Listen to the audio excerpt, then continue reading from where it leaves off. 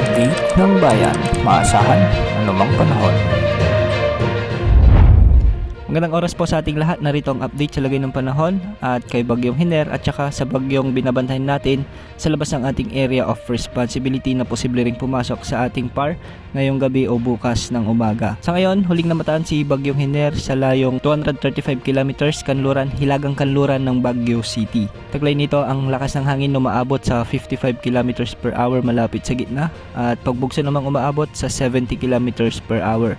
Bumilis ito at kumikilos ng pakanluran sa bilis na 30 kilometers per hour. Sa ngayon, nakataas pa rin ang signal number 1 sa Ilocos Norte, Ilocos Sur, La Union, ang western portion ng Pangasinan, lalo na sa Maisual, Burgos, Dasul, Mabini, Infanta, Labrador, City of Alaminos, Bani, Bulinaw, Anda at ang Agno. Ayon sa forecast track ng Pag-asa, posible itong lumabas sa ating area of responsibility ngayong gabi o bukas ng madaling araw. Hindi rin inaalis ang posibilidad na lumakas pa ito bilang tropical storm bago tuluyang makalayo sa ating landmass at posibleng tahakin ang west-northwest na direksyon patungo sa Vietnam. Ngunit kahit papalayo na si Bagyong Hiner, asahan pa rin ang maulap na kalangitan na may mga kalat-kalat na pagulan at pagkidlat pagkulog dulot ng direktang epekto nito sa bahagi ng Cordillera Administrative Region, Cagayan Valley, Ilocos Region at ang Central Luzon. Ang mga lugar na ito ay makakaranas ng mga minsan ay malalakas na pagbuhos ng ulan kaya posible pa rin ang mga biglang pagbaha at pagguho ng lupa.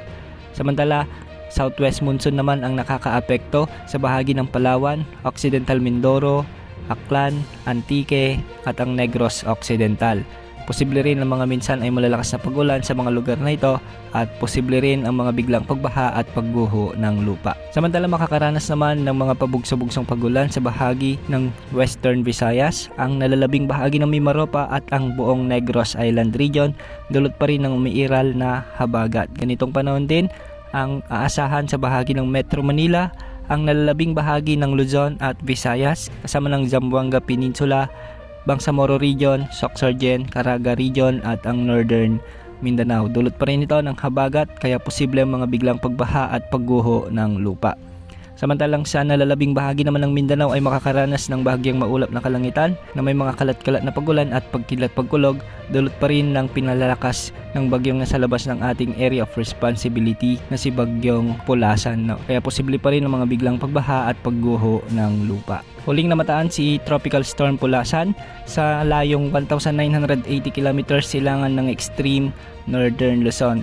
Taglay nito ang lakas ng hangin na umaabot sa 85 km per hour malapit sa gitna at pagbugsong umaabot sa 105 km per hour. Mabilis itong kumikilos ng pahilagang kanluran sa bilis na 70 km per hour. Kung mapapansin natin sa inilabas na forecast track ng Pag-asa ay posibleng dumaplis lamang ito sa ating Philippine Area of Responsibility at kung sakaling makapasok ito, tatawagin ito ng Pag-asa bilang Bagyong Helen. Hindi rin ito magtatagal at kikilos din ng hilagang kanluran at tutumbukin rin ang Eastern China katulad ng nagdaang bagyong si Ferdy. At kahit napapalayo na sina Bagyong Hiner at ng bagyong si Pulasan, posible pa rin ang mga malalakas na pag-ulan kaya asahan ngayong araw ang mga pag-ulang dulot ng habagat sa bahagi ng Batanes, Mimaropa, Bicol Region, ang buong Visayas at ang buong Mindanao. Kapansin-pansin sa ating satellite animations na malawak ang kaulapang sakop ni Bagyong Pulasan. Ito yung habagat na hinihila niya